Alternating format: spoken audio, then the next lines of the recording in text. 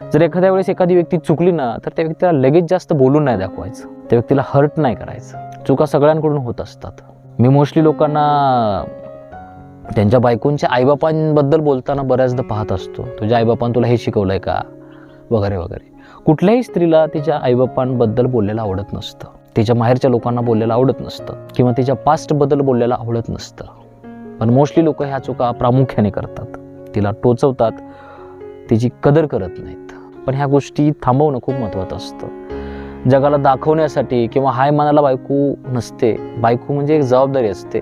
आणि जर ती जबाबदारी आपल्यात पेलण्याची ताकद असेल तर आपण लग्न करायचं असतं.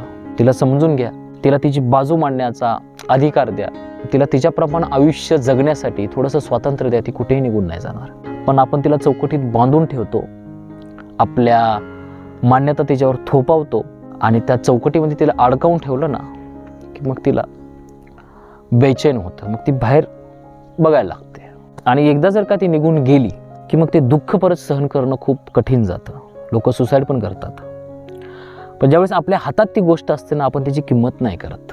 लेट नाईट कधीही येणं, कधीही उठून जाणं, तुला काय कळतंय, शांत बस, सतत तिचा अपमान करणं, सतत तिला कमी लेखणं, ती फक्त कामाला चालली आहे असं गृहीत धरणं. पण आपण तिचा कधी विचार नाही करत की ती संपूर्ण तिचे आईबाप सोडून, तिचं संपूर्ण गाव सोडून आपल्या घरी आली आहे, आपली सेवा करते आहे, तिला आपल्याशिवाय कोणाचाही आधार नाही आहे. आणि ज्यावेळेस आपण ह्या गोष्टी तिच्या समजून घेतो, ज्यावेळेस आपण ह्या गोष्टींचा विचार करायला लागतो ना, मग ते प्रेम वाढत जातं. ते आपल्या घराला स्वतःचं घर म्हणून राबायला लागते, आपल्यावर, आपल्या घरच्यांवर जीवापाड प्रेम करायला लागते. पण तिला तो आदर, तिला ते प्रेम, तिला ती व्हॅल्यू देणं खूप महत्त्वाचं.